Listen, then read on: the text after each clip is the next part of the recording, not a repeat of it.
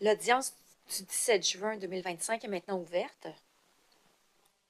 Bon matin. Pour s'asseoir. Je me sais comme ça. Bon matin. Donc, identification des parties pour les besoins de l'enregistrement, s'il vous plaît. Oui, bonjour tout le monde. Simon Tremblay pour la commission. Bonjour du commissaire, Sébastien Laprise, l'anglo-avocat pour la Société d'assurance automobile du Québec.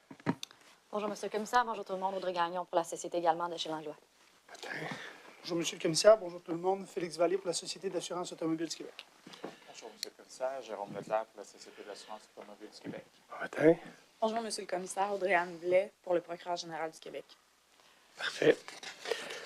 Alors, juste avant d'aller avec le prochain témoin, alors je vais rendre la décision sur la demande qui a été faite hier par les avocats de la Société d'assurance automobile du Québec. Donc, décision sur une demande de faire témoigner immédiatement Éric Ducharme. Contexte. Lors de l'audience tenue hier, la commission a entendu Marilyn Lalonde, une ancienne conseillère à la vérification au sein de la direction de la vérification interne et de l'évaluation des programmes des VIEP de la SAC.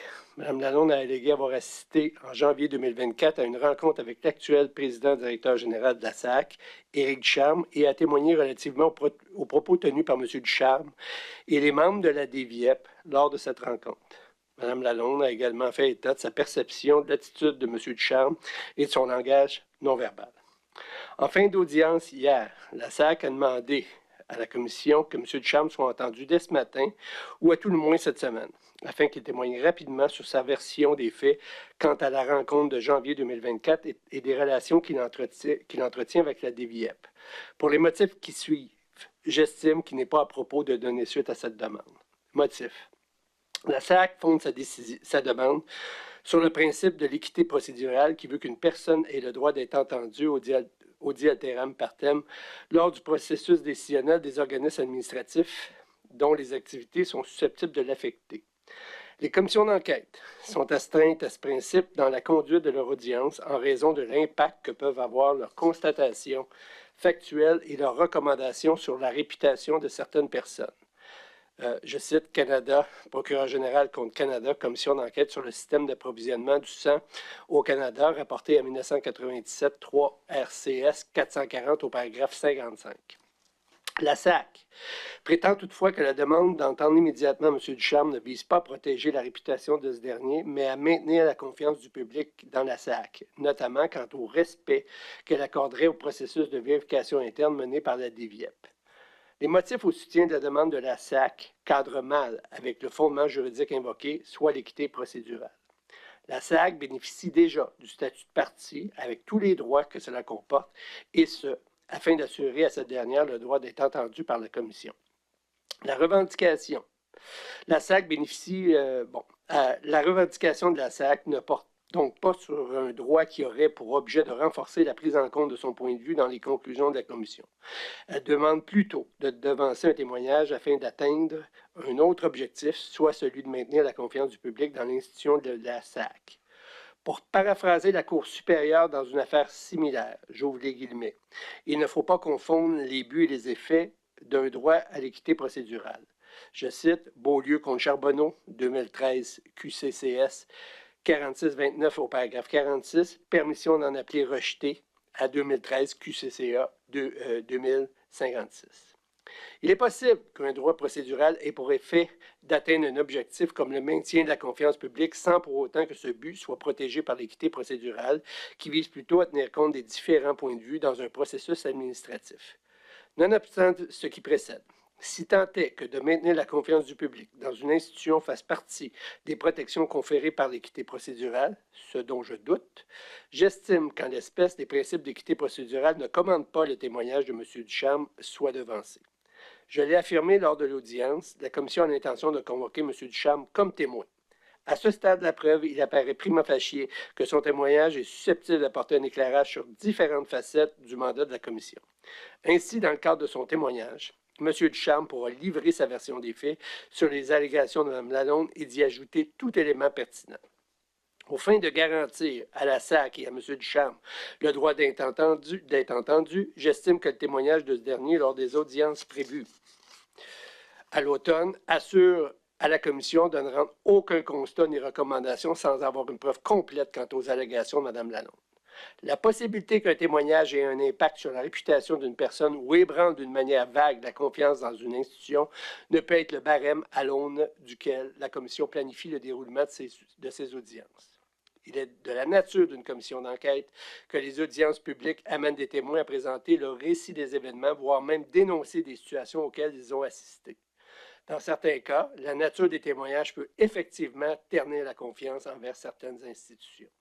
Si pour chaque dénonciation ou allégation potentiellement nuisible, la Commission devait entendre sur le champ le point de vue opposé, les journées d'audience seraient constamment bousculées par l'audition des personnes qui s'estiment lésées de propos tenus la veille. La présente demande est un cas patent du risque d'administrer une preuve en saccade. La SAC propose de limiter le témoignage aux allégations entendues hier, de sorte que M. Ducharme devrait être entendu à nouveau sur d'autres faits pour lesquels il doit témoigner. Avec l'échéance imposée à la Commission pour ses travaux, celle-ci ne peut se permettre de gérer les audiences selon un mode qui favoriserait le dédoublement des témoignages. La présente demande s'apparente à celle qu'avaient présentée 2 personnes visées par de graves allégations faites par un témoin devant la Commission d'enquête sur l'octroi et la gestion des contrats publics dans l'industrie de la construction, soit la Commission Charbonneau. Lors d'une audience, un témoin avait allégué avoir été sollicité pour verser 100 000 à un entremetteur afin qu'il intervienne favorablement auprès d'un ministre dans l'octroi d'un contrat public. Face à ces graves allégations, les 2 personnes visées avaient notamment demandé le droit de contre-interroger le témoin et de témoigner immédiatement devant la Commission pour présenter leur version des faits.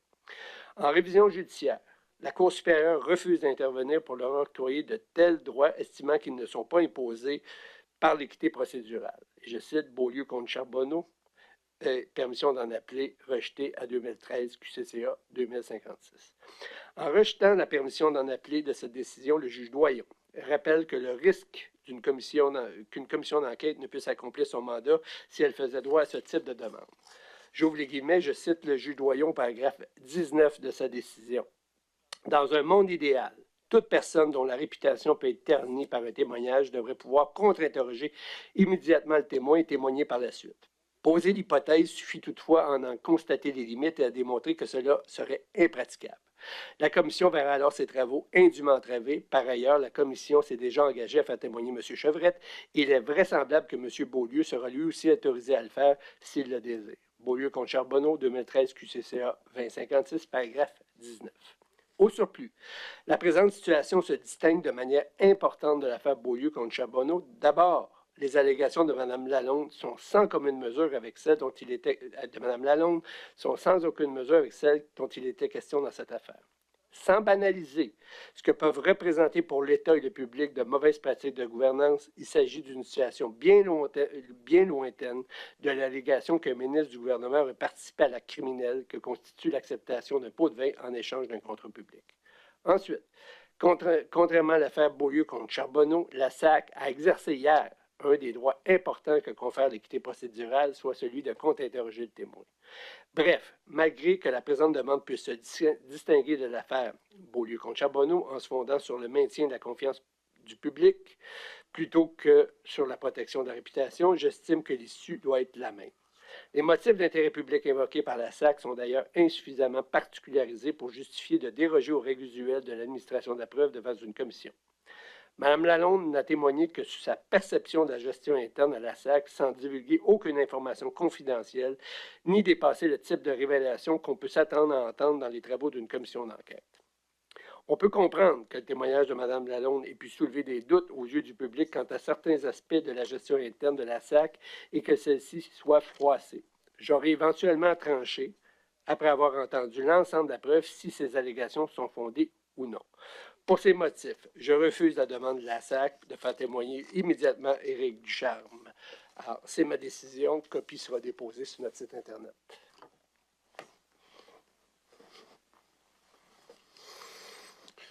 Alors, on continue les travaux tels que l'horaire proposé. Parfait, merci, M. le commissaire. Donc, j'inviterai Mme Nadia Brière à venir à l'avant pour s'asseoir dans le banc de témoins. Oui. Il s'agira, M. le commissaire, du 44e témoin de nos travaux. Bonjour, Mme Brière.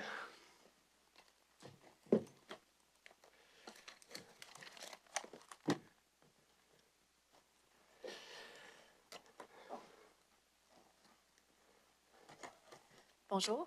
Bonjour. Vous affirmez solennellement de dire la vérité, toute la vérité. Dites je l'affirme. Je l'affirme. Vos noms et occupations. Mon nom est Nadia Brière. Je suis conseillère à la vérification interne à la Société d'assurance automobile. Merci. Témoin. Alors, bonjour, Mme Brière. La question usuelle, est-ce que vous pouvez nous présenter votre parcours académique et professionnel jusqu'à votre arrivée à la SAQ? Parfait. Je vais me limiter à ce qui est pertinent là, pour la commission. Donc, j'ai étudié en technique juridique au collège Hunsick à Montréal et j'ai également fait une sciences humaines option droit au cégep de Sherbrooke. Et également, j'ai un certificat en santé et sécurité au travail de l'Université de Sherbrooke. Parfait. Pour votre parcours académique, votre parcours professionnel avant d'arriver à la SAQ, pardon, quelles étaient vos expériences évidemment pertinentes là, en lien avec vos travaux actuels? J'ai travaillé dans un bureau d'avocat à Monticoulombe, à Sherbrooke, de 1993 à 2001.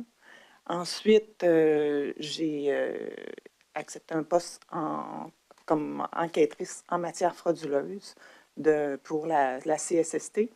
Je l'ai fait en alternance avec également un poste de technicienne juridique à l'Université de Sherbrooke. J'ai travaillé pour la CSST, aller jusqu'en 2004. J'ai poursuivi pour l'université à temps plein, aller jusqu'en 2006. Ensuite, je suis allée au MTES, donc à ce moment-là, comme enquêtrice en matière frauduleuse également. Donc, après ça, je suis en 2019, mon conjoint accepte un poste ici à Québec. Donc, je suis transférée, je me suis emmenée ici à Québec. Et à Québec, là, j'ai accepté un poste au niveau de la Société d'assurance automobile comme agent d'indemnisation. J'ai fait la formation, mais je n'ai pas terminé. Je pense qu'il me restait 2 semaines pour la terminer. Ça me convenait plus ou moins. Donc, après ça, j'ai accepté un poste au CSPQ comme conseillère en gestion contractuelle. Et par la suite, en janvier 2020, j'ai intégré l'équipe de la DVIEP comme conseillère en vérification interne. Merci. Vous avez parlé du MTES. C'est quoi exactement? Le ministère de l'Emploi et de la Solidarité sociale. Donc, là, c'est rendu le ministère du Travail, de l'Emploi et de la Solidarité sociale, je pense. OK. Donc, et là, vous avez joint l'équipe de la DVIEP en janvier. Janvier 2020. Oui. Donc, je comprends que vous avez de l'expérience d'enquête, de recherche documentaire en droit, en gestion contractuelle, mais est-ce que vous avez de l'expérience en audit lorsque vous arrivez? Non. Et aujourd'hui, alors on se parle, est-ce que vous êtes toujours en emploi de la société? Oui. Dans le même département? Oui. Qui est votre supérieur immédiat? Présentement, à l'époque, là, lorsque je suis arrivée, c'était Daniel Pelletier. Donc, c'est lui qui m'a engagée. Et par la suite, au départ de Daniel, c'est M. François Sauvageau. J'ai également un chef de service maintenant. Depuis l'arrivée de M. Sauvageau, il y a eu une restructuration au niveau de la direction. On est devenu la direction générale de la vérification interne. Donc, on a changé l'acronyme, On a changé l'acronyme et en même temps, M. Sauvageau a amené avec lui du personnel qui était avec lui là, à son autre emploi, à la Régie de l'assurance maladie, et il a créé le poste de chef de service. Donc, j'ai également un supérieur maintenant au-dessus de moi qui est M. Ravière Bantancourt. Quand vous dites amener avec lui, est-ce que je dois comprendre que c'est suite à Mme Lalonde a témoigné hier à l'effet qu'il y a eu certains départs dans l'année 2014? Est-ce que je dois plutôt comprendre que c'est les gens qui ont remplacé, c'est des gens avec qui il avait eu l'occasion de travailler à la RAMQ? Oui, qui faisait partie de son équipe à la RAMQ. Okay. Pouvez-vous nous dire comment fonctionne le travail d'audit au sein de votre direction, votre quotidien là, à votre niveau? Pour moi, en tant que tel, quand je suis arrivée à la DVIEP, tout de suite, on m'a intégrée à l'équipe avec Marilyn Lalonde pour le mandat de gestion contractuelle. Moi, je me suis vraiment concentrée que sur ce mandat-là. J'ai parfois aidé, là, mettons, comme au RAG, puis tout ça, tous les travaux qu'ils ont par rapport à ça. Donc, c'était de l'aide spontanée là, qui était offerte et tout ça. Mais généralement, j'ai travaillé sur mon mandat la totalité du temps. Là. dans le cadre de ce mandat-là, qu'on va en discuter de plus amplement, Monsieur le commissaire, là, dans les prochaines minutes, est-ce que vous êtes laissé à vous-même? Est-ce que vous travaillez seul? Non, je travaille jamais seule, là. Au départ, j'étais en équipe avec Marilyn. C'était elle qui était la coordonnatrice à ce niveau-là, là, au niveau du rapport. Et bon, à un moment donné, Marilyn a dû changer suite au départ en maternité d'une personne. Donc, Marilyn a pris ses fonctions.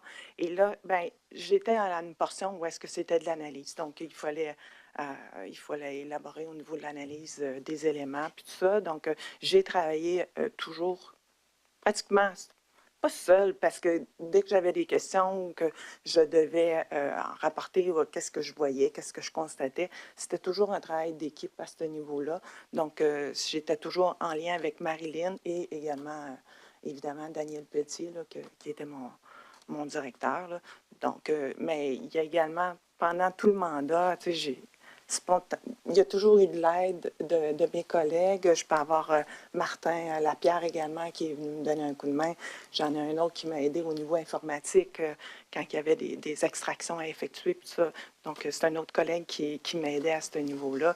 Donc, puis c'était également la même chose à la fin. Quand un coup, j'ai eu ramassé les éléments, bon, il fallait faire un choix. Donc, ça a été un travail d'équipe à rassembler les constats qu'on avait vus, que j'avais vus puis que j'avais soulevés. Et il y a également eu un travail d'équipe au niveau de l'élaboration des constats et l'élaboration de la recommandation. Ça s'est fait plus avec la nouvelle équipe qui est arrivée avec M. Sauvageau. On parle quoi, juillet, je crois? Hein? J'ai commencé, là, avec le travail avec Martin, j'ai commencé à rassembler les constats, à en faire un plan à peu près. On était à peu près en juillet 2024. Excusez-moi, j'aurais dû préciser ma question. Ma question, c'était, est-ce que l'arrivée de M. Sauvageau, c'est en juillet 24? Est-ce que ça se passe? L'arrivée de M. Sauvageau, c'est en avril, mais il y Avril, avait ok. comme un laps de temps où est-ce que Daniel était toujours présent.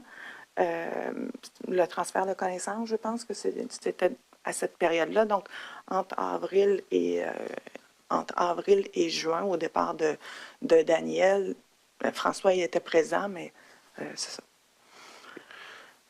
Avant de regarder plus amplement votre rapport d'audit, je comprends. On peut peut-être l'exposer à l'écran, là, et on va le commenter un peu pour le contextualiser. Je pense que c'est important, parce qu'il ne s'agit pas d'un rapport final. Donc, à l'onglet 1, Madame l'assistante greffière, la première page.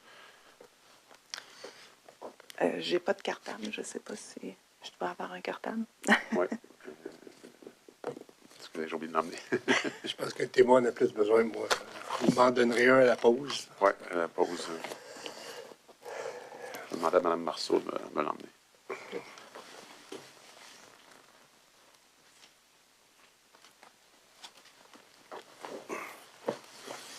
Vous allez coter le processus, le rapport d'audit? Oui, 40. C'est un projet. C'est important, là.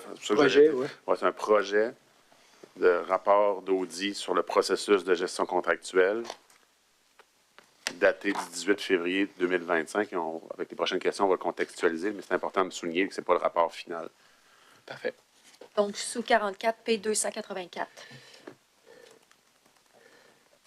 284, Mme la greffière?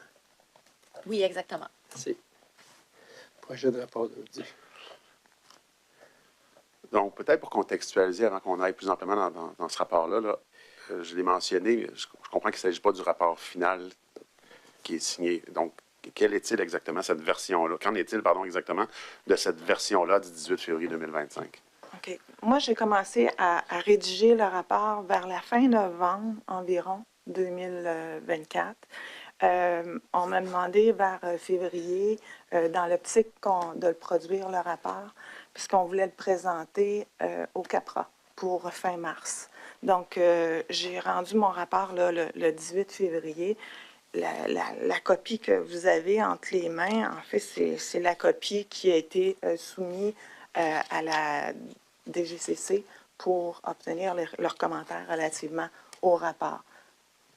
Donc, mais il faut comprendre que ça, la DGCC avait déjà eu, à partir de juillet environ, la Juillet DGCC 24. avait déjà eu, à chaque constat qu'on concevait, là, qu'on élaborait. Bon, mais la DGCC avait reçu un exemple là, de ce qu'on, où est-ce qu'on s'en allait, puis qu'est-ce qu'on voulait produire également, avoir leurs commentaires. Donc, à partir de juillet, tout au long, là, aller jusqu'en novembre, la DGCC avait reçu déjà un projet de ce que...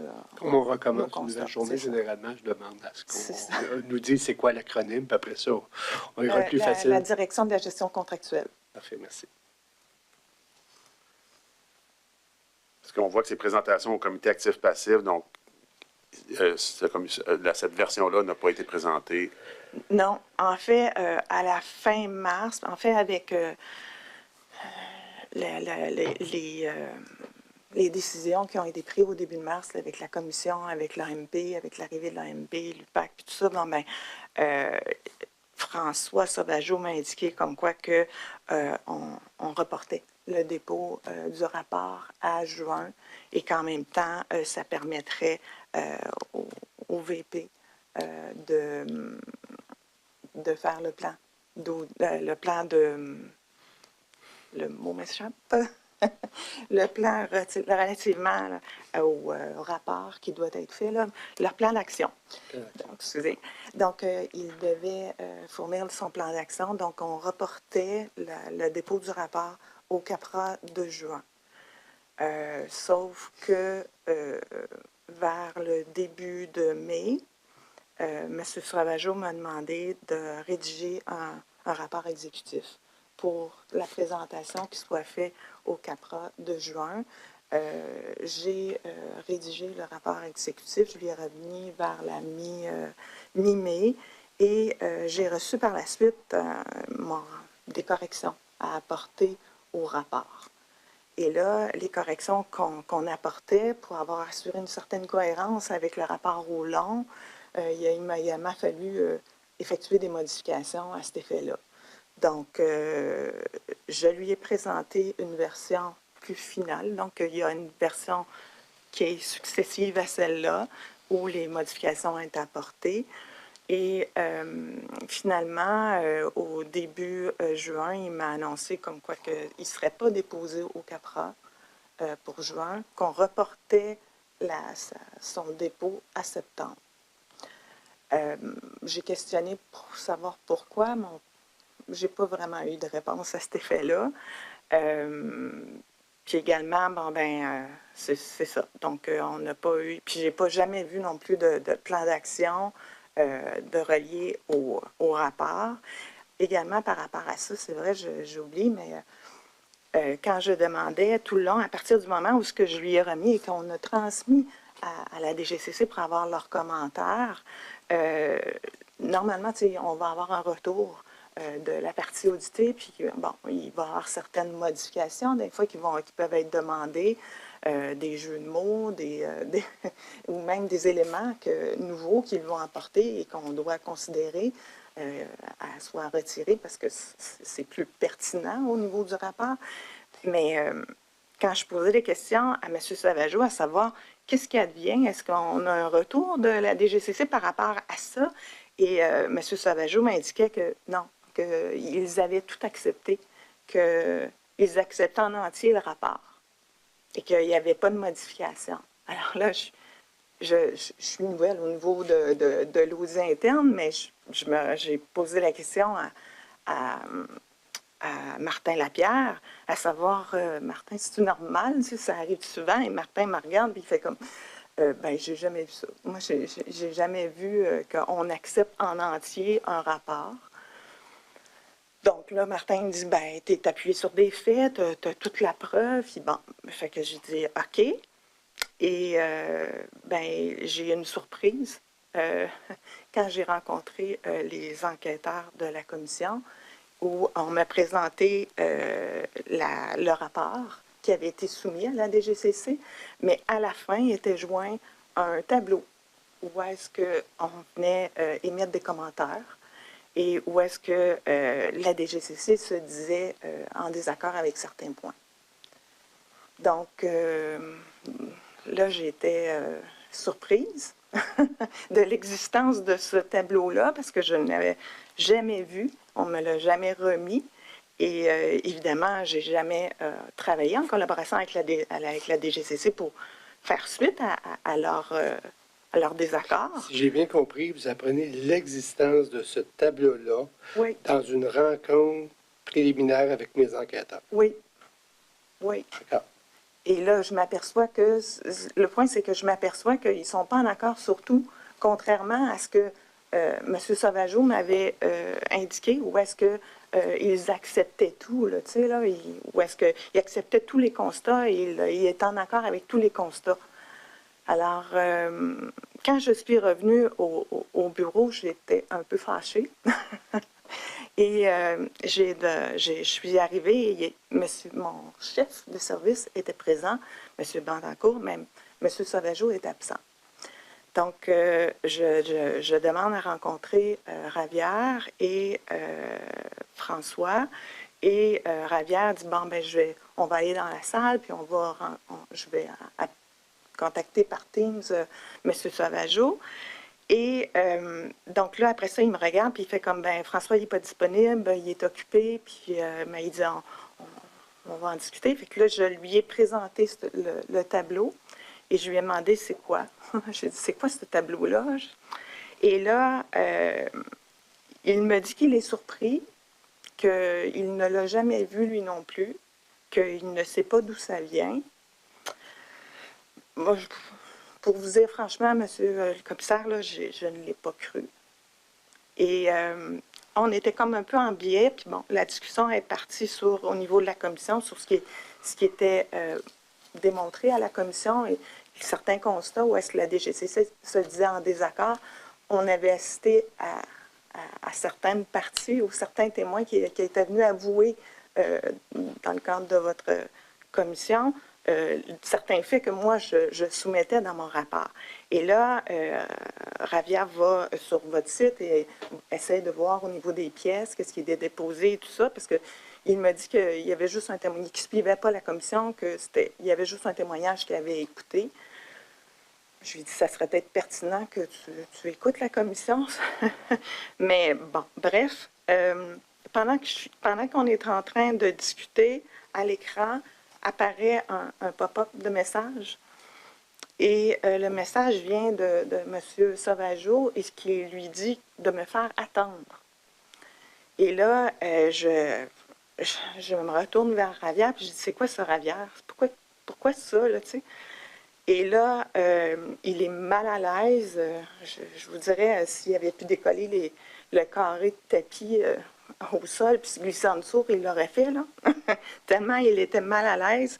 Et il me dit, ben, François, essaie de contacter les avocats de la société pour savoir s'il peut te parler. Et là, j'étais là, c'est quoi le rapport, là? Tu sais, là, je comprends pas, là. J'ai dit, est-ce que tu peux m'expliquer? Puis il fait comme, non, là, François, il veut pas te parler. Et bien, en fait, depuis ce moment-là, je ne lui ai pas reparlé non plus, là, et ni à mon chef de service non plus. Donc, je peux pas... C'est quand exactement? C'est arrivé lundi passé. Là, une semaine, pas hier. Non, oui, l'autre semaine. Excusez. 13. Si vous me permettez, on va revenir à votre rapport. Oui. Donc, je comprends que ça, c'est votre premier rapport d'audit. Oui. Et la période couverte, là, on a entendu Mme Lalonde, là, aujourd'hui, je ne veux pas nécessairement reprendre tout ce qu'elle a dit, mais je comprends qu'initialement, c'était du 1er janvier 2015 au 30 juin 2018, mais que la période a été étendue jusqu'à quelle date? La période a été étendue pour couvrir l'année 2024. En fait, il y a une raison pour laquelle, à ce niveau-là, c'est que ça fait suite, en fait, à la rencontre qu'on avait eue avec M. Ducharme. Et où est-ce qu'il m'avait, entre autres, posé la question à savoir si, depuis son arrivée en poste, si je constatais les mêmes choses au niveau de la gestion contractuelle. Et je vous dirais que suite à cette rencontre-là, moi, ce que j'ai eu comme réflexe, ça a été de me dire, OK, il faut vraiment que je rajoute des exemples qui touchent à la période depuis qu'il est entré en fonction pour suscité son intérêt.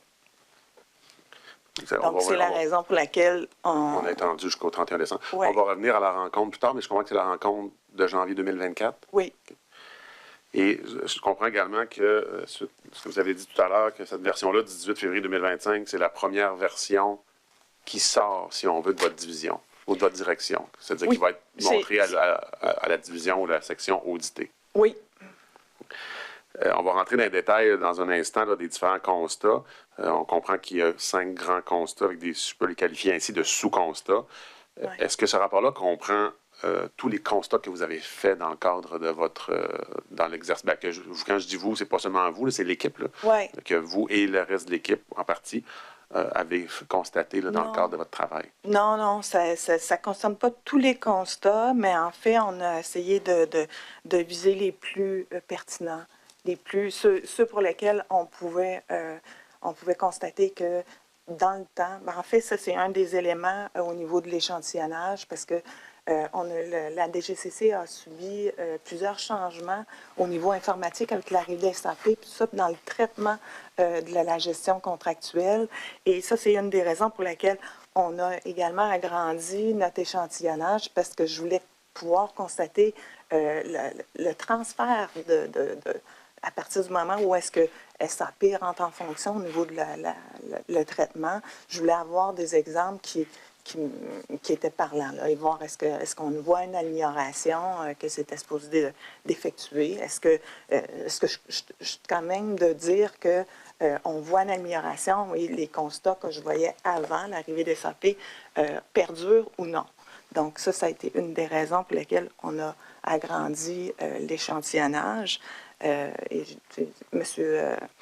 Monsieur Pelletier était d'accord avec ce fait-là. Là. Donc, on avait agrandi notre échantillonnage à ce niveau-là. Et les constats qu'on a amenés dans le rapport, ce sont ceux qu'on voyait le plus et ceux qui nous permettaient également de dire d'une certaine façon qu'ils existaient avant et ils existent encore depuis, même malgré SAP.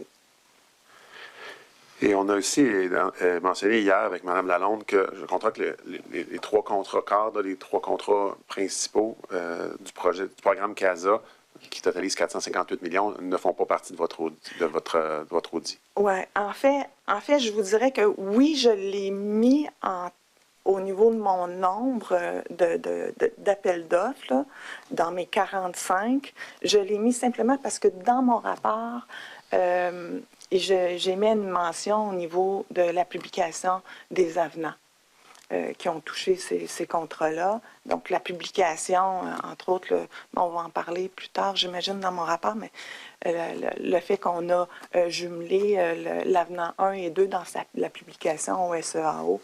Donc, j'en fais une mention comme quoi que ça ne représente pas les bonnes pratiques. Donc, c'est la raison pour laquelle je l'ai intégré dans mon échantillonnage, mais le reste, je ne lui ai pas touché. Ça ne fait pas partie de mon analyse. Mais j'ai les contrats satellites, par exemple, qui peuvent tourner alentour de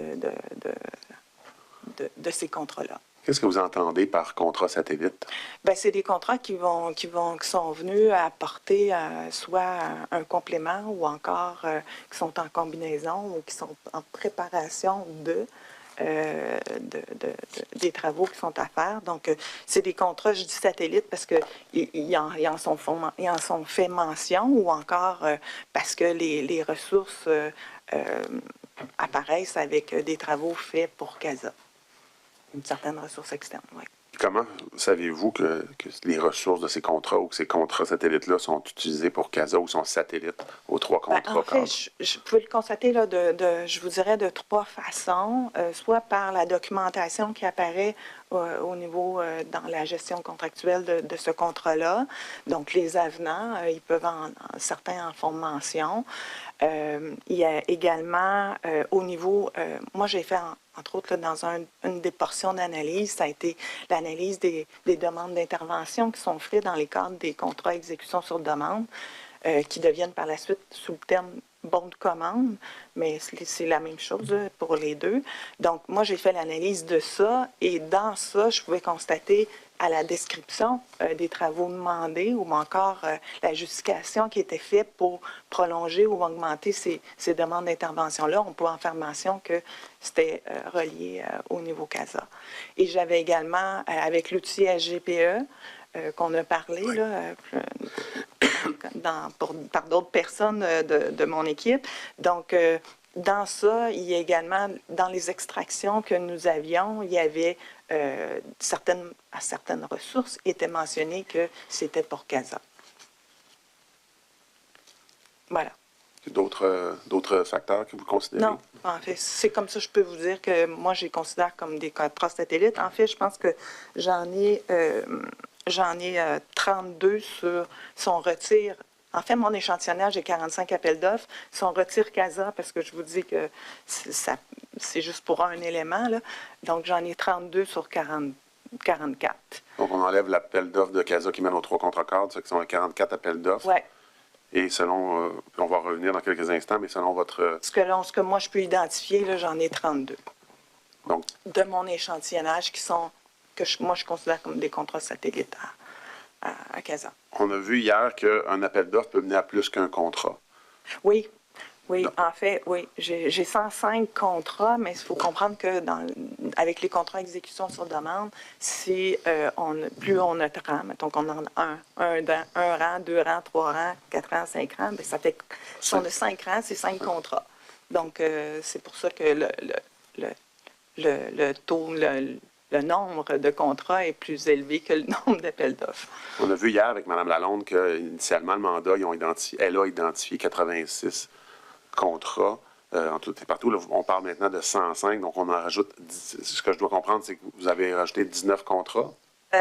En fait, non. En fait, moi, quand j'ai calculé, là, dans mon échantillonnage, quand je mentionne la portion avant, là, on avait, à partir de l'extraction, de l'échantillonnage de Marilyn, on s'est consacré au début, là, je m'étais consacrée sur 14 appels d'offres et 5 contrats de gré à gré, qui comprenaient 42 contrats. Ça, on avait ciblé ceux pour lesquels on voulait examiner, faire l'analyse complète. Et de ces contrats-là, moi, après ça, j'ai bonifié avec... c'est parce que certaines phases de la gestion, on va dans le processus de la gestion contractuelle, fait qu'il y avait certaines phases où est-ce que je suis allée bonifier dans mon échantillonnage pour pouvoir avoir un aperçu plus complet là, de certaines phases du processus de gestion contractuelle. Entre autres, disons, mettons, pour vérifier au niveau des contrats de travail versus les contrats de service. Et ça m'avait amené à bonifier les contrats de gré à gré pour répondre à cette analyse-là. Donc, en bout de ligne, là, j'ai bonifié de 31 appels d'offres et de 21 contrats de gré à gré, qui m'a amené à 105 contrats au total, 45 appels d'offres et 28 contrats de gré à gré. Donc, dépendamment de la phase, parce que, tu sais, il y a certains endroits où est-ce que je vais me consacrer, mettons, je vais vouloir examiner, disons, la portion des avenants où est-ce qu'on va augmenter ou prolonger des contrats.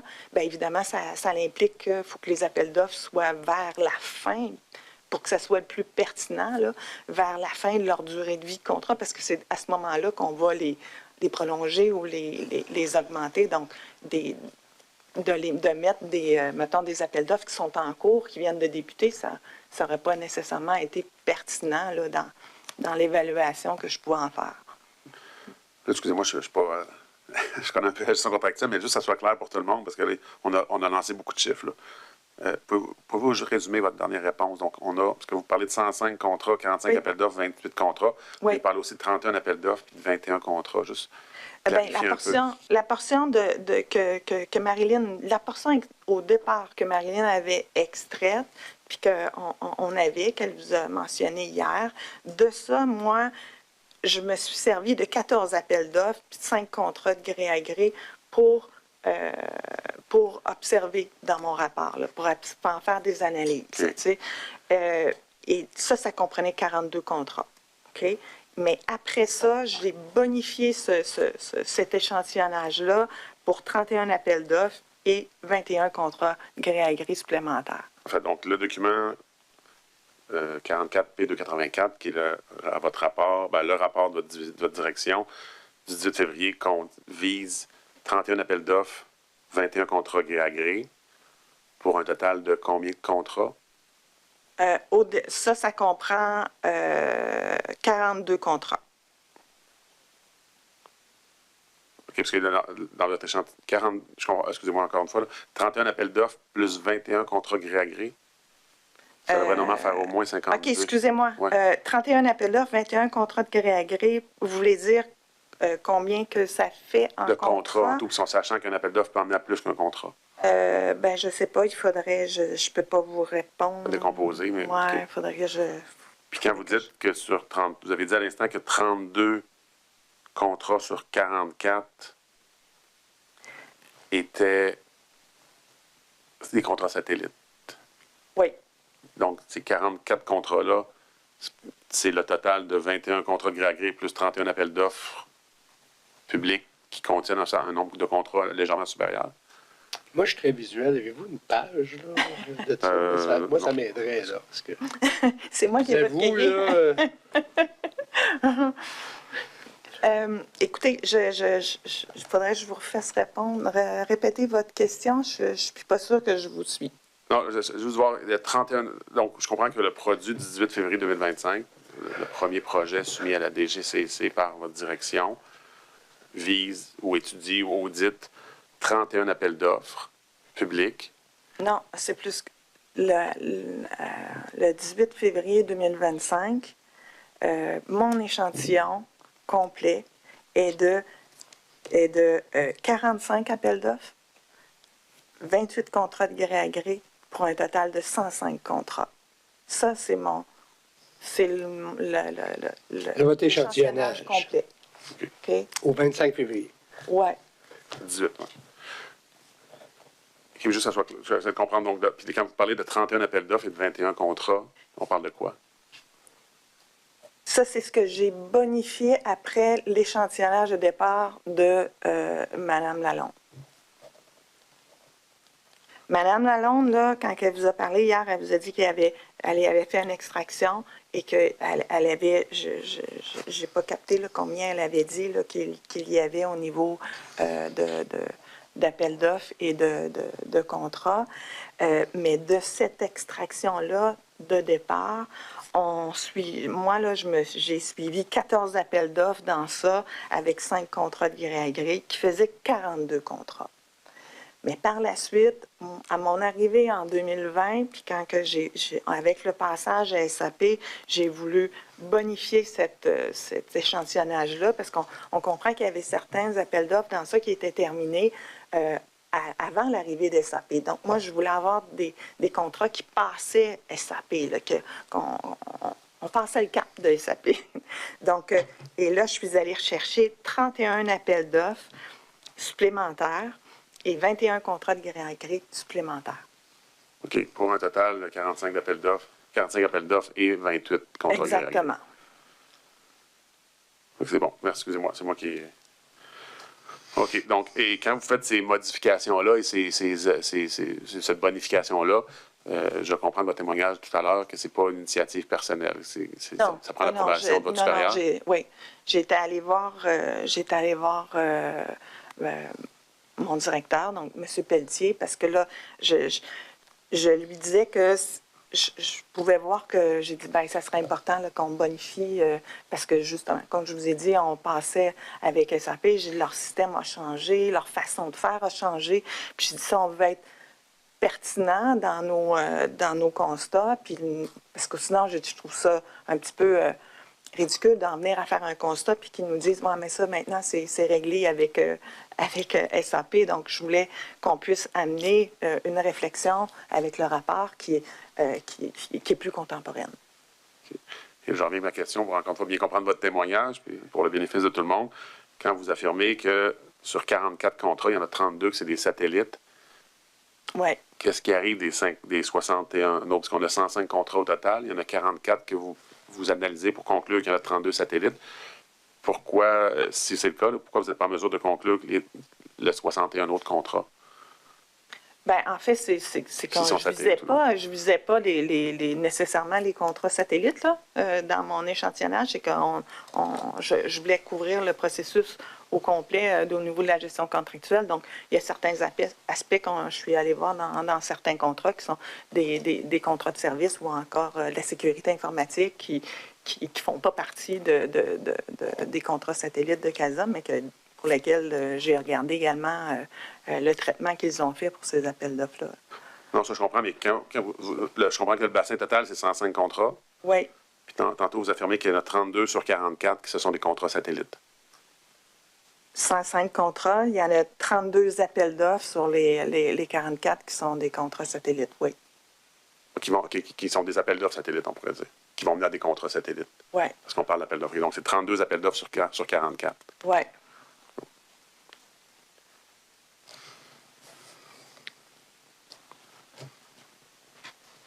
Si on va à l'onglet 2, Madame l'assistante greffière. Donc, l'onglet 2, c'est un fichier Excel qui contient 3 onglets. Pouvez-vous nous expliquer de quoi il s'agit, s'il vous plaît? Bien, en fait, j'ai voulu, à l'étude dans la commission, tout ça, j'ai voulu vraiment voir, parce que je voulais vraiment voir quel était à travers mon échantillonnage, quels étaient ceux qu'on pouvait identifier comme satellites. Je suis allée retracer, donc à partir de mon échantillonnage, je suis allée voir quelles étaient les pièces qui me permettaient, comme je vous ai dit, de dire qu'ils étaient des contrats satellites. Donc, au niveau de la pièce probante qui est indiquée, c'est à quel endroit que j'ai relevé qu'on parlait de travaux faits pour CASA. Donc, c'est pour ça que j'en viens dans la colonne à vous dire, est-ce que c'est relié à CASA? Oui, là, parce que j'ai une pièce qui vient le démontrer. Donc, à cet effet-là. Donc, c'est pour ça que j'en viens à vous dire, si on fait l'addition des oui à la deuxième colonne, vous allez en avoir 32. Et donc, je comprends que l'onglet 2 en LIAS, c'est la démonstration qui, à l'appui du fait que vous pouvez affirmer aujourd'hui que 32 des 44 appels d'offres étaient des contrats satellites, Bien, des appels d'offres satellites qui ont mené à des contrats satellites. Ouais. Parfait, on va produire en LIAS ces documents-là, Monsieur le commissaire, Oui. sur 44P 285.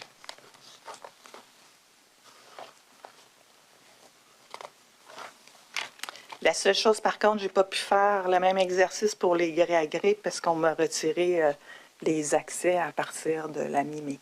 Quels accès? Bien, les accès informatiques pour la gestion contractuelle.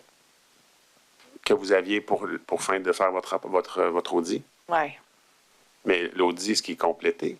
Bien, en fait, à partir du moment où on me demande de faire des modifications, j'aurais trouvé pertinent de conserver les accès pour, si au cas où il faut répondre ou bonifier certains éléments, que je puisse aller chercher l'information.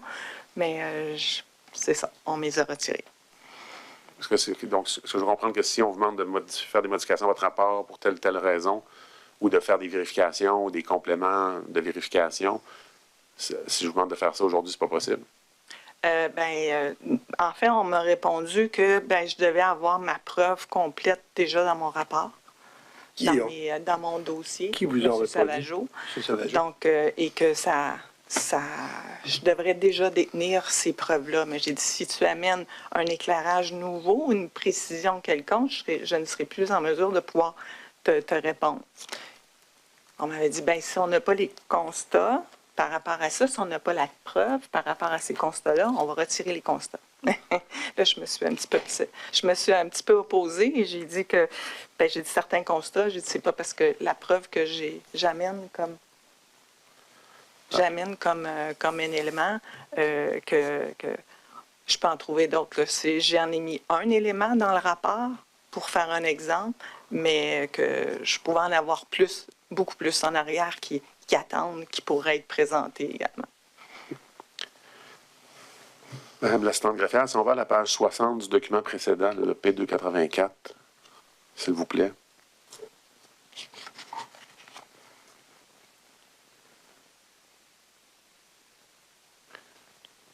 Si on peut descendre un peu pour qu'on puisse bien visualiser le tableau. Donc, il s'agit de la figure 1 de votre rapport, du rapport de votre direction, ou plutôt, ou du projet de rapport de votre direction, pour bien nommer les choses. De quoi s'agit-il exactement? En fait, c'est le portrait là, personnalisé des activités contractuelles à la société entre 2017 et 2023. Et en fait, c'est ce qui est transmis par la société là, au portrait personnalisé qui est transmis au SCT.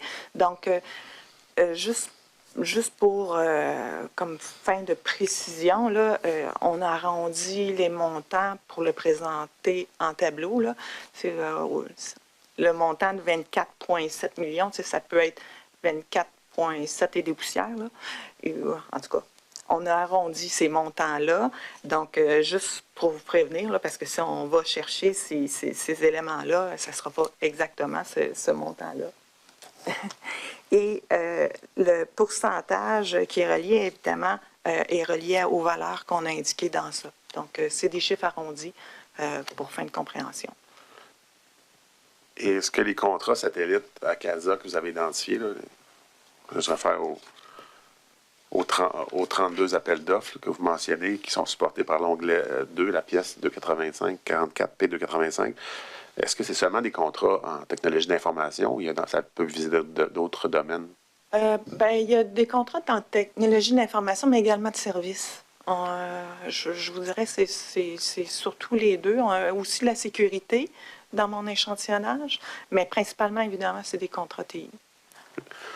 On va maintenant, pour la prochaine partie de votre témoignage, passer à travers les constats qui sont faits là, en date du 18 février dans le projet de rapport que votre direction vous avez préparé, que votre direction va soumettre à la DGCC. Donc, j'irai à la page 19, Mme l'assistante greffière. Donc, monsieur le commissaire, pour la suite des choses, pour structurer un peu le témoignage, il y a 5 grands constats. Dans chacun des constats, il y a des sous-constats. Donc, pour chacun de ceux-ci, je vais indiquer le nombre de sous-constats, puisque c'est dans le rapport, là, juste pour encore une fois structurer. On est toujours dans le projet de rapport. Oui, toujours dans le projet de rapport. Et donc, à la page 19, donc constat 1, et je vais demander là, aux témoins de nous expliquer c'est quoi le constat, de petites questions de précision, et à certaines occasions, de nous donner un exemple concret de ce qui est écrit dans son rapport, au-delà des mots, là, puis d'explications. Évidemment, ça part d'une source contractuelle, donc on va pouvoir l'identifier pour une meilleure compréhension, spécialement compte tenu que c'est un projet de rapport. Donc, le premier constat, Mme Brière, puis corrigez-moi si je me trompe, mais j'ai évidemment pris connaissance de votre rapport, là, puis encore une fois, une question de bien structurer votre témoignage, que ce soit clair pour tout le monde. Donc, je comprends qu'il y a 5 sous-constats. Le premier constat contient 5 sous-constats. Oui. Parfait. Pouvez-vous donc, votre premier constat, on parle des écarts importants sont observés entre ce qui est consommé dans les contrats et l'analyse initiale des besoins. Je suis à la page 19. Enfin, je lis l'encadré en jaune. Pouvez-vous nous expliquer un peu ce premier constat, évidemment, avant d'aller dans chacun des sous-constats? En fait, dans ce constat-là, on nomme l'importance de la définition des besoins au niveau de la gestion contractuelle et que lorsqu'on définit mal nos besoins, il va y avoir des conséquences en bout de ligne. Donc, en bout de ligne, on va en arriver à devoir augmenter ou prolonger nos contrats pour répondre à nos besoins qui avaient initialement été choisis ou demandés. Donc, c'est principalement à ce niveau-là, et je soulève au début là, un peu en mise en contexte de l'importance de la définition des besoins par rapport à ça, et que j'en venais à la conclusion, c'était que j'observais des écarts importants entre ce qui avait été demandé à l'appel d'offres et ce qu'on en faisait après comme consommation au niveau des appels d'offres. Parfait. Si on va à la page 20, Mme l'assistante greffière, donc le premier sous-constat à A, donc des écarts importants ont été observés entre les efforts prévus dans les appels d'offres et la consommation réelle des contrats. Pouvez-vous nous expliquer?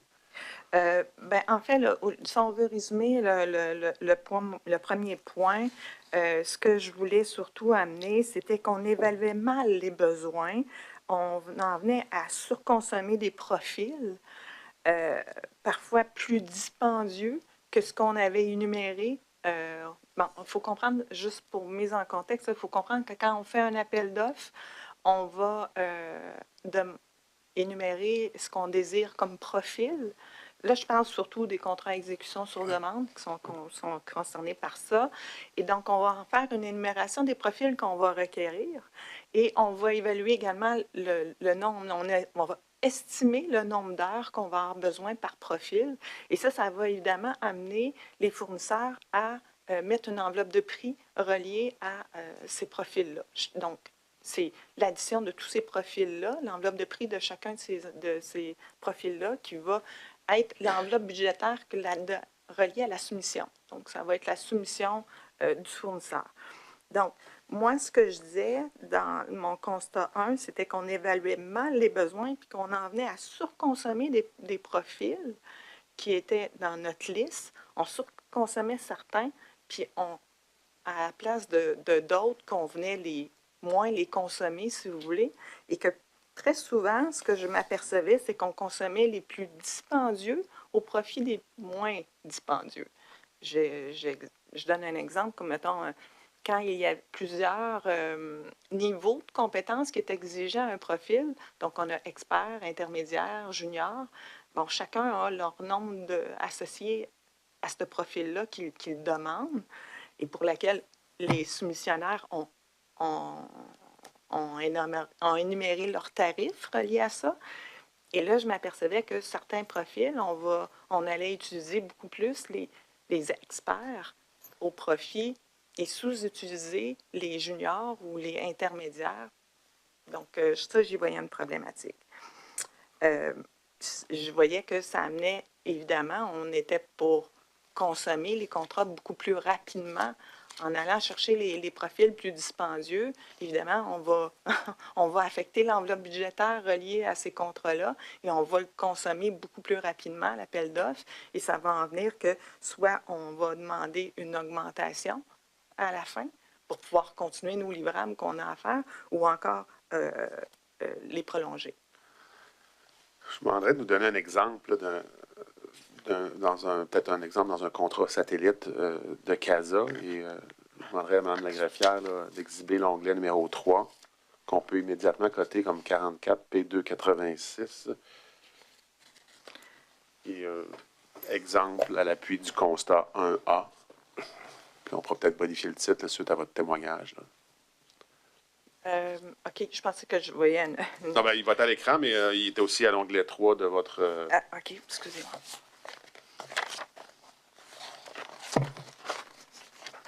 Oui. Donc, ça, en fait, ça... Juste une petite minute, on va attendre que Mme l'assistante greffière l'exhibe à l'écran. Parfait. Donc, naviguez un peu, orientez-nous dans ce dossier-là, dans ce tableau-là, pardon. Bien, en fait, à la colonne de gauche, on voit certains appels d'offres que je voulais mettre en lumière. Donc, on voit pour chacun des appels d'offres la liste des profils qui avaient été soumis là, à l'appel d'offres, donc qui avaient été mis pour répondre à ces appels d'offres-là. Et on voit à la troisième colonne, les nombres d'heures qui étaient estimés par les profils et également la colonne suivante, le nombre d'heures qu'on avait consommé ces profils-là. Donc, et à la dernière colonne, le pourcentage de consommation, on voit dans ça la surconsommation de certains profils au profit de d'autres qu'on va vraiment moins utiliser. En fait, je voyais deux choses qu'on faisait. C'était soit qu'on surconsommait et que là, on était obligé d'aller chercher une augmentation, un avenant pour augmenter le contrat pour pouvoir continuer. Ou encore, ce qu'on faisait, c'était que tout simplement, on surconsommait l'appel d'offres beaucoup plus rapidement en utilisant les profils plus chers. Et on cessait évidemment de consommer bien avant le terme. Là. On avait comme épuré l'enveloppe budgétaire au bout de 2 ans, 3 ans, alors que c'était prévu beaucoup plus longtemps que ça, jusqu'à 5 ans certains. Donc, ça affectait évidemment l'enveloppe budgétaire là, parce qu'on est avec des profils qui sont très souvent beaucoup plus chers. Donc, c'est ça. Donc, c'est pour ça que la dernière colonne, en fait, je vous indique dans cette colonne-là, ben, est-ce qu'on est allé chercher une augmentation? Donc, la réponse est oui ou non. Donc là, ici, le premier exemple, je vous dis non, mais on a terminé sa consommation 235 jours avant. Si on va à l'autre deuxième exemple, bon, ben, je dis, on a nécessité une augmentation de 754 000 pour pouvoir terminer les livrables, puis on a fini au jour zéro avec ce niveau-là. Mais si on voit, mettons, au P23884, vous voyez, monsieur le commissaire, dans ça, en fait, puis ça va être le point suivant pour lequel je vais vous parler, mais ce que je voyais également, c'était que on a une liste de profils qu'on a requis, mais si vous regardez les lignes qui sont en grisé, ce sont les profils qu'on n'a pas utilisés. Donc, on a requis ces profils-là, mais on ne les a jamais consommés. On ne les a jamais requis. Donc là, dans certains temps, dans certains exemples, on voit qu'on surconsomme les autres, alors que d'autres, on ne va jamais les utiliser. Donc, on va chercher l'enveloppe budgétaire qui est reliée, si on veut, à ces profils-là pour faire ces travaux-là au profit de d'autres qu'on va surconsommer. Donc, dans cet exemple-là, le P23884, on voit ça a nécessité 835 000 d'augmentation et on a terminé cet appel d'offres-là, malgré le 835 000, on a terminé cet appel d'offres-là 550 jours avant la fin prévue. Donc, vraiment beaucoup plus rapidement. Je comprends si on peut peut-être juste, doucement, mais sûrement, Madame la stenographière, descendre dans le document avant de passer à autre chose. Donc, je comprends que si on va à la page 2, 3, c'est sensiblement le même type de données avec la même méthodologie là, pour les dépassements. Là. On peut regarder ici le P24713, quatrième ligne. Là, on estime 2300 heures, puis on va en facturer 22 000. Vous êtes à lequel? Dans le premier tiers, dans la fin du premier tiers, là, P24713, je souligne lui parce que c'est comme le plus gros. Là, donc, je m'assurer que c'est bien un bon chiffre, qu'il n'y ait pas d'erreur. Là. Le P24713, accompagnateur organisationnel Agile Expert. Oui. C'est 967 fois plus élevé que ce qu'on avait prévu au départ. Puis ça m'amène à dire, ben il y a deux choses. Et de un, on va exiger beaucoup de profils, mais si on ne les utilise pas, en fait, on va limiter le marché, là, parce que pour répondre à tout ce nombre de profils-là, quand on est rendu à 21 profils, mettons, requis au niveau de l'appel d'offres, ben c'est clair qu'on s'adresse juste aux gros joueurs, là. Les gros fournisseurs. Là. On ne peut pas, une petite firme ne pourra pas fournir tout ce nombre de profils-là. Mais si en plus, on les requiert, mais qu'on ne les consomme pas, ça vient me chercher, dans le sens que je trouve qu'on cible vraiment mal nos besoins. Et c'est pour ça que je l'amène dans le constat que, ben, on amène, tu sais, en fait, il y a des écarts avec l'évaluation initiale des besoins, mais qu'on limite le marché d'une certaine façon. Là. Si on va à la page, on revient, Madame la stenographière, au projet de rapport de la DVIEP, donc à la page 22. Je pense que vous venez de le couvrir par votre réponse. On va quand même y aller méthodiquement. Donc, le point B de la page 22. Oui. Donc, c'est ça. En fait, je viens de dire que tous les profils qui ont requis à l'appel d'offres ne sont pas demandés. Il y a certains profils là, dans les appels d'offres que j'ai étudiés. Les profils qui étaient requis ne seront pas demandés. Et que si on avait... Même le deuxième paragraphe, je viens de dire, ben, c'est parce que j'ai fait l'exercice, là, que si on avait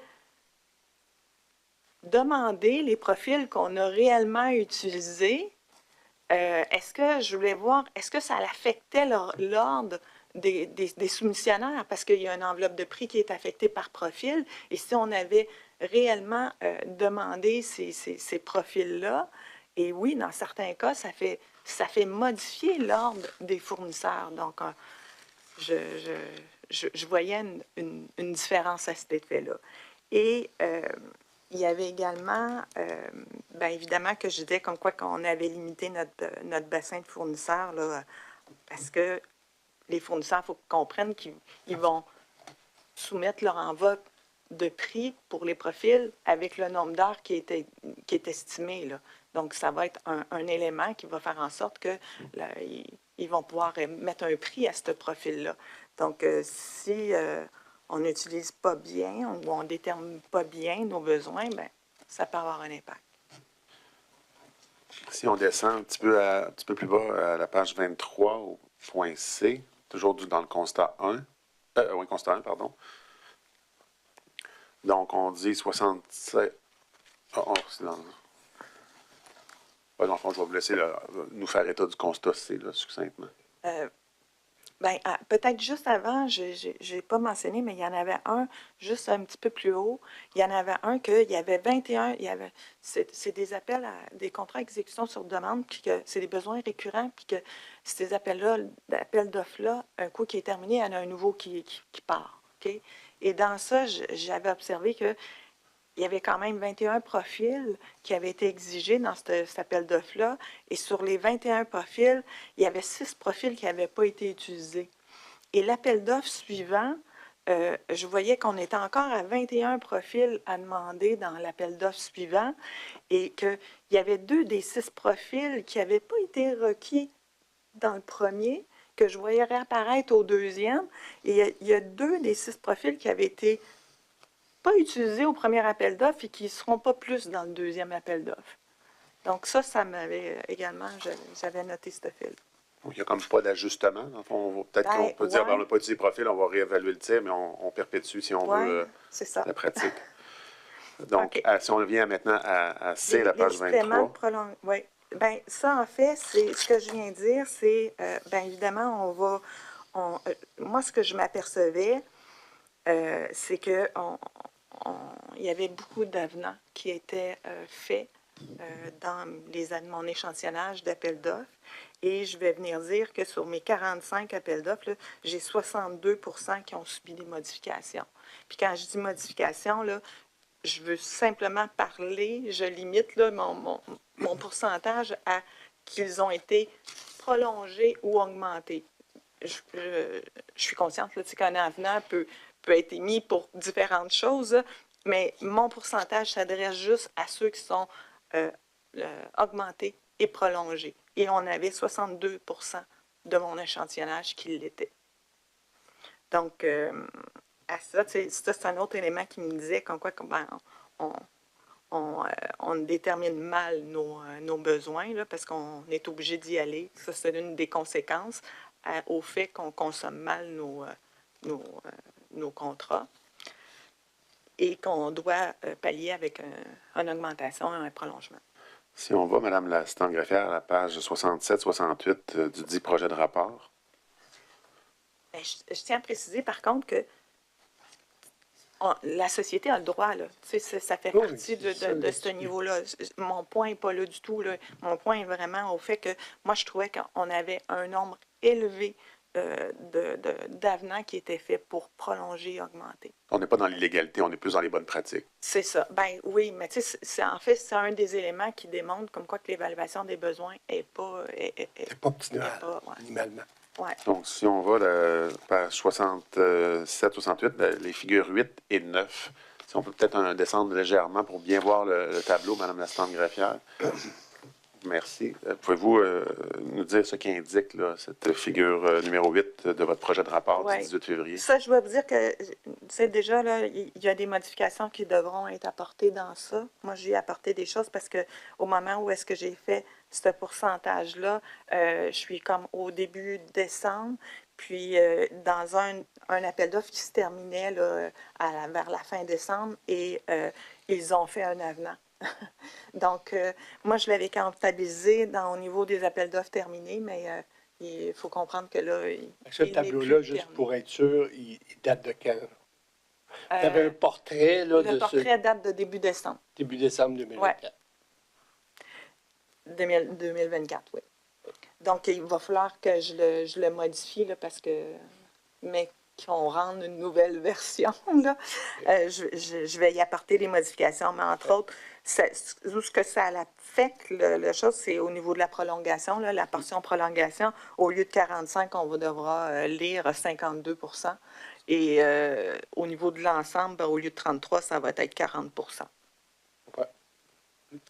Donc, c'est ça. Là, j'ai voulu découper à dire, bon, ça ne représente pas au niveau de la prolongation, l'augmentation, et puis au niveau des avenants, augmente. Parce qu'il y a certains avenants qui vont augmenter et prolonger en même temps. Et pourquoi que les chiffres, les pourcentages, tu sais, on calcule ça, mais on dépasse évidemment le 100 %, mais en fait, c'est parce que certains avenants, certains appels d'offres vont avoir plusieurs augmentations. Donc, plusieurs avenants vont émettre là, des augmentations ou encore vont se faire prolonger à plusieurs reprises. Donc, je calculais le nombre d'augmentations et le nombre de prolongations. Et si on va à la figure suivante, la 9, à la page suivante. Ça aussi, les gré à gré, eux autres aussi, il y a eu des modifications. Lui, par contre, au niveau des gré à gré terminés, au lieu de 38, on tombe à 36. Au niveau de l'ensemble, ça ne bouge pas. Au niveau de aucun changement, je vais tomber à 64 %. Et au niveau de la prolongation, je descends à 32 % et 36 % du côté de l'ensemble. Donc, ça aussi, il y a eu des modifications. Donc, je vais le réadapter, mon tableau, en conséquence. Parfait. Si on va... Bien, il reste quand même que... C'est quand même important. C'est quand même des chiffres qui sont importants, je trouve. À 30 %, on est dans les gré à gré, là. Donc, je trouve que les gré à gré, on doit encore plus leur accorder une importance à cet effet-là. Est-ce qu'on a l'occasion d'échanger avec le fournisseur? C'est pour ça que vous dites Ben, ça? non, en fait, les gré à gré, c'est parce que là, on a vraiment limité le marché. Là. On est allé à signer un gré à gré avec une personne en particulier. Là. Dans ça, ce sont pas... les gré à gré que j'ai, mon échantillonnage, j'ai évidemment pas tant de... Je parle surtout des gré à gré qui sont faits en bas de 100 000. Ou est-ce qu'ils sont signés avec des fournisseurs, avec une personne très souvent? J'ai quelques contrats, par contre, qui sont des gré à gré signés en 13-4, où est-ce qu'on dépasse les seuils. Là. Mais la majorité de mes contrats gré à gré, c'est des contrats de moins de 100 000. Si on peut aller à la page 24 du projet de rapport du 18 février, le point D, donc le 4e sous-constat du constat numéro 1.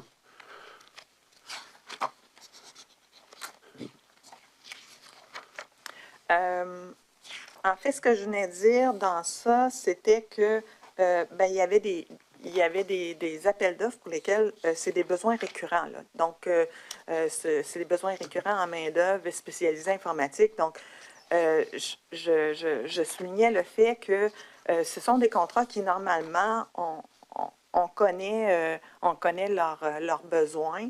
Donc, on sait que si on arrive vers la fin de l'enveloppe budgétaire ou encore vers le délai normal prévu du contrat, il y a une possibilité de prévoir le démarrage d'un nouvel appel d'offres en temps opportun.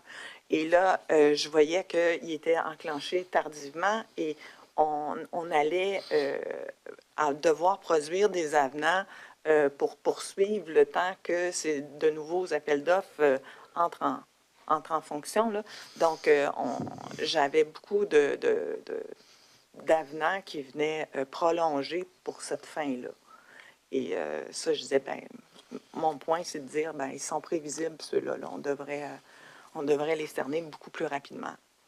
Si on descend un petit peu, Mme la stenographière, le point E, on parle de contrats qui sont prolongés au-delà de 3 ans, ne requièrent pas l'autorisation du PDG. Qu'en est-il?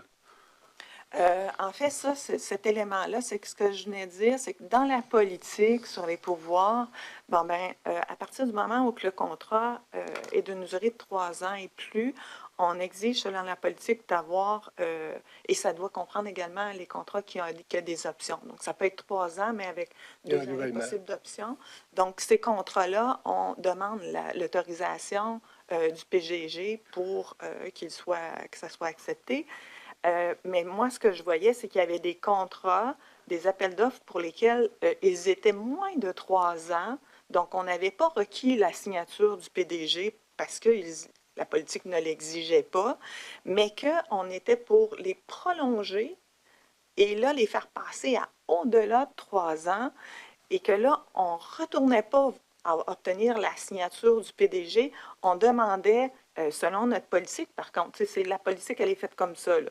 Ils n'ont pas mal fait, mais la politique n'exige pas qu'on retourne voir le PDG. On demande d'avoir l'autorisation de la DGACO, donc c'est la Direction générale. L'acronyme par cœur, je ne le sais pas, par contre. Tout au complet, là, mais c'est au niveau de la conformité. Ouais, c'est au niveau de la conformité, l'unité au-dessus de la DGCC. Donc, mon point, c'est qu'on allait demander l'autorisation de la DGACO sans aller requérir à nouveau l'autorisation du PDG. Quand vous dites, vous référez, là, je ne vais pas nécessairement rentrer dans le détail, mais alors, vous référez à la note de votre page 11 qui réfère à l'article 11. On dit toutefois, selon cette même politique, il est possible, avec seulement l'autorisation du directeur de la DGACO, de prolonger la durée d'un contrat initialement prévu de moins de 3 ans, au-delà de 3 ans. Oui. Donc, est-ce que je comprends que c'est une possibilité quand même? Donc, mais j'essaie de comprendre le constat. Bien, la politique indique que si on a un contrat on veut prolonger un contrat de 3 ans, si on veut prolonger un contrat, en fait, ça n'a même pas rapport avec le contrat de 3 ans, mais si on veut prolonger les contrats, on doit obtenir l'autorisation de la DGACO. Et moi, ce que j'amenais, l'éclairage, c'était que au départ, l'article 2 va venir dire, on doit requérir la signature, l'autorisation du PDG dans ce genre de planifié, en fait, là, dans ce genre de contrat-là, planifié à 3 ans et plus, mais qu'on demandait simplement l'autorisation de la DGACO pour quand on veut prolonger des contrats qui, initialement, n'avaient pas requis l'autorisation du PDG. Mais c'était quand même permis par l'article. Bien, la politique, elle est écrite comme ça. Okay. Donc, moi, je faisais juste souligner un petit peu l'incohérence entre les deux, si on veut. Okay. Mais ça sans nécessairement conclure que c'était pas contraire à la politique. Non, c'est ça. C'est peut-être l'article 2 et 11 qu'il faudrait peut-être revoir parce qu'ils sont un peu contradictoires. C'est juste dans le but de peut-être ramener la réflexion par rapport à ça. Parfait. Donc, en conclusion sur le constat 1, là, est-ce que vous êtes en mesure de récapituler sur les effets, peut-être, sur les pratiques du marché, selon vos constats? Excusez-moi, je ne vous ai pas entendu. Non, si on peut récapituler, parce qu'on a conclu récapituler, sur le premier constat. On a fait les 5 sous-constats. Oui. Donc, quelles sont vos conclusions générales sur le contrat, sur ce premier constat-là et sur les conséquences sur le marché? Vous en avez déjà mentionné une, peut-être sur le fait que beaucoup de profils, ça vient peut-être défavoriser les petits joueurs qui n'ont pas nécessairement beaucoup d'employés, donc ils ne peuvent pas satisfaire à 21 profils, par exemple. Exactement. Donc, ça, c'est un des constats. Puis également le fait que on va exiger des profils qu'on ne consomme pas. Donc, l'évaluation des besoins est mal faite. Et, peut-être que si on avait mieux défini nos besoins et peut-être avoir requis moins de profils, peut-être qu'on aurait pu ouvrir le marché beaucoup plus. Là. Donc, à cet effet-là. Parfait. Ça nous mène au constat 2. Là, le constat 2, et j'inviterai Mme l'assistante greffière à nous mettre le constat 2, page 26. Merci beaucoup. Donc, les pratiques observées en gestion des contrats à la société ne favorisent pas le principe de la libre concurrence. Et dans ce constat-là, on va avoir 4 sous-constats A, B, C, D. Peut-être nous mettre en contexte le principe de libre concurrence et ce que ça implique, là, évidemment, dans le contexte de votre rapport, là, pas philosophiquement. Ben, c'est parce que plus, entre autres, là, tu sais, je reviens sur le point que plus on fait des appels d'offres avec des grosses envergures, donc beaucoup de profils, une longue durée, on va restreindre évidemment le marché à cet effet-là. On va avoir moins de fournisseurs qui vont pouvoir répondre à ces appels d'offres-là. Puis également, ben, je me disais, la réflexion, c'est que là, on va s'adresser juste à des grosses firmes, puis peut-être au niveau monétairement, on va payer plus cher pour les services à cet effet-là. Donc, dans ça, après ça, j'ai certains points. Oui, si on va au premier, là, Mme la greffière, page 27, le point A. Donc, je venais dire, ben, il y avait la question d'un seul soumissionnaire conforme. Donc, j'ai relevé là, sur mon ratio que j'avais là, au niveau de mes appels d'offres. Donc, j'avais un échantillon dans ça que on avait 25 appels d'offres publiés. Là. Sur 25 appels d'offres publiés, j'avais 16 adjudications qui avaient été faites avec un seul soumissionnaire. Donc, je ne sais pas, j'avais un tableau qui l'énumérait. Page 69, figure 10, Mme l'assistante greffière.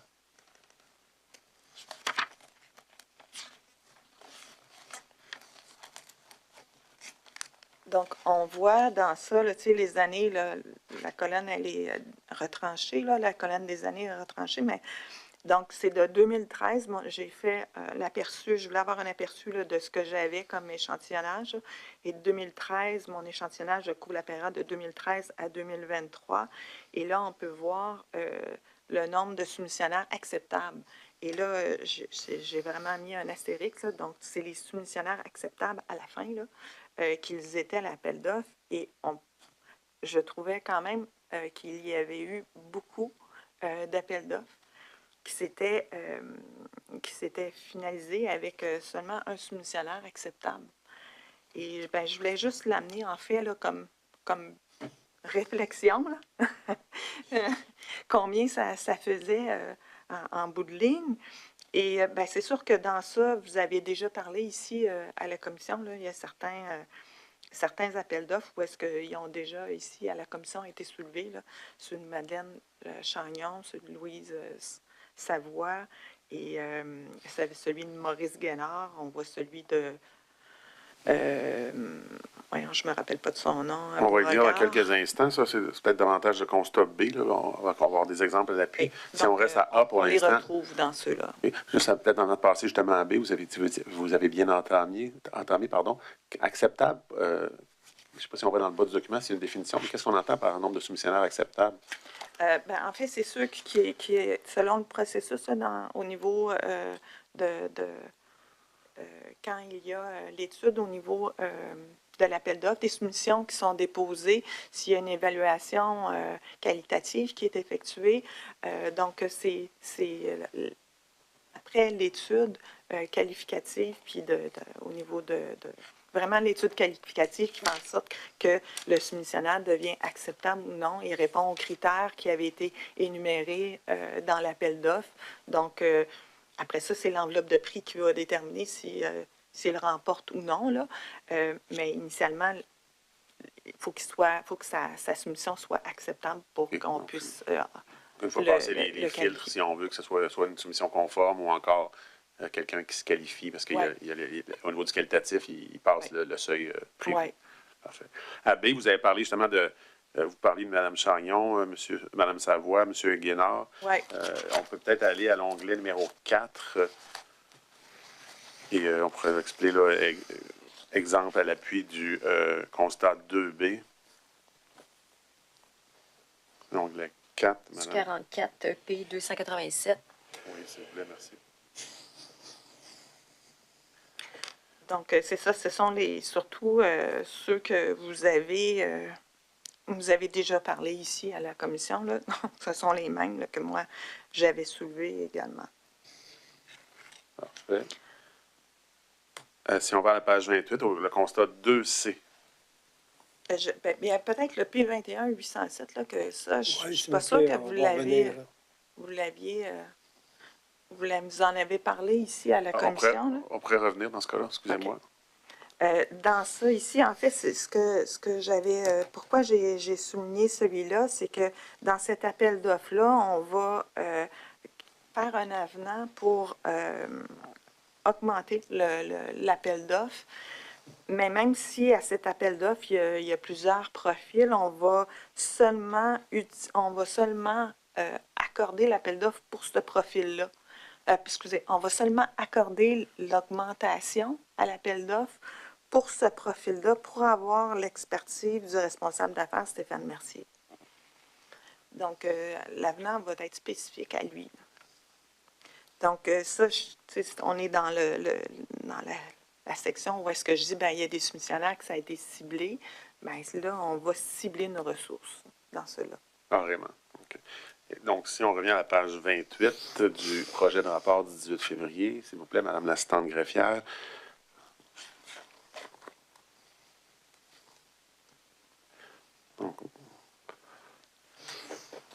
Donc parlez-nous succinctement du constat numéro 2C que vous faites, là, intitulé « Durée de 5 ans ».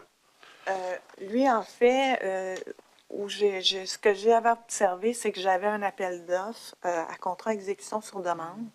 La réglementation pour ce type d'appel d'offres limite à 5 ans la durée possible de ce genre de contrat exécution sur demande-là. En fait, il est possible d'aller à plus que ça, mais on doit requérir l'autorisation du Conseil du Trésor pour nous permettre de dépasser le 5 ans. Et là, j'avais un appel d'offres que donc l'échéance arrivait et au lieu d'aller requérir l'autorisation du Conseil du Trésor, on est allé faire un gré à gré avec la firme. Pour être clair, là, cet appel d'offres-là avait 2 volets. Avait un volet A, avait un volet B. Et c'est pour le volet B qu'on a fait ça. Au volet B, il y avait 2 fournisseurs, il y avait 2 rangs. Et on va aller signer un gré à gré avec le fournisseur du premier rang seulement, qui apparaissait à ce volet-là. Et cet appel d'offres-là, avait déjà eu une augmentation qui avait été accordée. On était en bas du 10 %, donc ça n'apparaissait pas au niveau du SEAO. Et donc, on va l'augmenter avec la justification de dire comme quoi que c'est pour permettre de s'en aller en appel d'offres. C'est un autre exemple de cette nature-là. Et pourtant, on ne réussira pas à le faire. On est dépendant, par contre, il faut le dire, l'avenant a été accordé en décembre 2019. La pandémie est arrivée en mars, mais selon moi, si on va avec un avenant en décembre, on aurait dû déjà être entamé dans le processus de produire un appel d'offres à ce moment-là, si on l'accorde. Mais en juillet, on va aller signer un gré à gré en disant comme quoi que, ben là, on veut poursuivre les travaux avec ce fournisseur-là. Et ça va être accordé. Puis, le paragraphe un petit peu plus bas. Oui. Ça, c'est les 4 contrats. J'ai 4 contrats de mon échantillonnage. Donc, on doit lire là, avec, au niveau du recueil du SCT là, qui vient dire c'est quoi un contrat régulier. Et que dans mon échantillonnage, j'avais 4 contrats qu'on dit réguliers pour lesquels on avait prolongé à plus de 5 ans. Vous n'avez pas la suite, là, c'est au-delà de 5 ans, allant ainsi à l'encontre du principe d'accessibilité au contrat. Donc, ces 4 contrats-là, en fait, ce sont les contrats accordés à Mme Chagnon, à Mme Savoie, à M. Beauregard et à Stéphane Mercier. Donc, le P22-960, P23-365 et le P24-229, ce sont ces 3 appels d'offres-là pour lesquels on va prolonger au-delà de 5 ans. Mais ils ne sont pas identifiés comme des contrats à exécution sur demande. Donc, c'est possible, mais je disais juste que peut-être pas nécessairement. On va peut-être à l'encontre du principe d'accessibilité des contrats. Et là, on voit dans votre rapport, votre projet de rapport dit qu'on utilise l'article 13.4 de la LCOP. Oui. Oui. Qui parle de servir que ça servirait pour l'intérêt public. Oui. C'est ça qui parle du critère de Oui, que ça ne servirait pas l'intérêt public si on... Là, je relis mon paragraphe, là, mais on avait fait le 13.4, là, on avait fait ce contrat-là là, avec les mêmes profils, les mêmes taux qui apparaissaient dans le contrat qui se terminait au bout de 5 ans. Là. Donc, on avait respecté la même tarification. Donc, on n'était pas allé chercher l'autorisation du Conseil du Trésor, puis on avait fait autrement. Si Madame l'assistante greffière, on exhibe l'onglet numéro 5. Donc, je crois qu'on a un exemple là, matériel du constat 2C. C'est à l'onglet 5 de votre cahier. Sous 44 P 288. S'il vous plaît, merci. Donc, de quoi s'agit-il? Pouvez-vous nous expliquer En fait, ce qu'on voit à l'écran? C'est l'identification. Là, je vois, c'est l'explication. Là, ça, c'est un dossier. C'est un document. En tout cas, c'est pour moi, là, c'est mon outil de travail là, que j'avais rassemblé certains éléments. Là. Donc, si vous voulez l'explication là, que je viens de dire, le P24229, c'est une période initiale de 5 ans et on va le prolonger de 5 ans, 8 mois et 20 jours. Le 22-960, ça, c'était des contrats de 3 ans avec 2 années d'option. Donc, on va venir à plusieurs occasions là, prolonger par avenant ce contrat-là. La chose qui est particulière, par contre, là, le 22-960, le volet A, c'est qu'on va... Ça se trouve être le contrat de Madeleine Chagnon. Et moi, j'ai été étonnée là, lorsque j'ai entendu son témoignage là, et elle est venue vous dire qu'elle avait terminé en 2018 et elle vous disait, entre autres, qu'elle associait cette date-là parce que son mari... Oui, je me souviens très bien de ce voyage de Mme Chagnon. AVC, là, bon, oui. Ben moi, je la vois facturée en 2019, aller jusqu'en 2020, jusqu'en février 2020. Donc, mais ce qui est étonnant, c'était que l'avenant 3 est venu prolonger au-delà de la période, puis elle ne l'a jamais utilisé. Donc, elle n'a jamais travaillé la période qui est convenue dans l'avenant 3. Donc là, on est à 6 ans et 1 jour pour ce contrat-là. Dans le volet B, on va jusqu'à 5 ans, 10 mois et 12 jours. Et ça a fait également partie d'un des éléments. Là. On va le voir plus tard, mais il y a un des avenants dans ça qui va prolonger le contrat alors qu'il était déjà échu. Là. Donc, on va en parler plus loin dans mon rapport, là, mais ça aussi, j'avais trouvé ça. Il y a le P23-365, volet B. Lui, on va y aller à 5 ans et 4 mois pour celui-là. Si on va à la page suivante. Ça, en fait, si vous voulez, ça aussi, c'est mon outil de travail. C'est le contrat que je vous disais qu'on a terminé en juillet, là, le volet B. Il était pour une période de 5 ans. On est venu lui mettre une dépense supplémentaire de 754 682,50. Donc, on est en deçà. On est à 9 et des poussières, là, me semble, de pourcentage d'augmentation. Et on va signer le contrat de gré à gré le lendemain, là, qui a débuté le lendemain de la fin du volet B. Et on va débuter ce contrat-là en gré à gré sous 13.4. Selon les mêmes conditions, finalement, que le volet B était. Mais, donc, Altia ne sera jamais... au départ, il y avait une compétition. On avait 2 fournisseurs et là, on limite avec un gré à gré avec un fournisseur. Si on descend rapidement dans le reste du document, est-ce qu'il y a d'autres choses que vous voulez souligner? Je pense que c'est la justification, c'est les documents à l'appui de ce que vous venez d'expliquer, est-ce que je me trompe? Oui, c'est ça. Exactement. Parfait. Si avant de passer au dernier constat avant la pause, le constat 2D, J'aimerais qu'on exhibe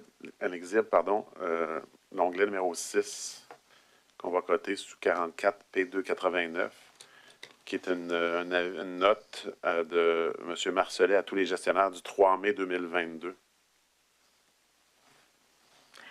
Oui, en fait, on avait reçu, je l'avais mis dans mon dossier, là, parce qu'on avait reçu cette note-là de M.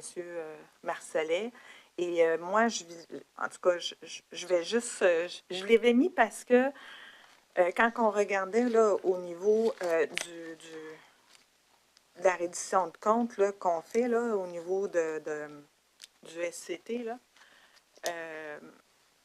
donc on va énumérer au niveau de la hauteur des grés à grés, là, vous l'avez pas dans ces éléments-là, mais je vous dis de mémoire, là, dans les CT, à un moment donné, on indique là, à quelle hauteur on a conclu des contrats de gré à gré, puis tout ça. Et l'année 2022 avait été, évidemment, on est pendant la pandémie, là, mais on était dans les 80 millions. Là. 80 millions juste en gré à gré pour 2022. Donc, je pense que la note de M. Marcelet avait un écho. Là. Elle voulait dire quelque chose. Monsieur le commissaire, je vous réfère peut-être d'ailleurs, on aura l'occasion évidemment de revenir avec M. Marcelet là, lors de son témoignage sur ça, mais je réfère pour les fins du témoignage de la dernière ligne. Là.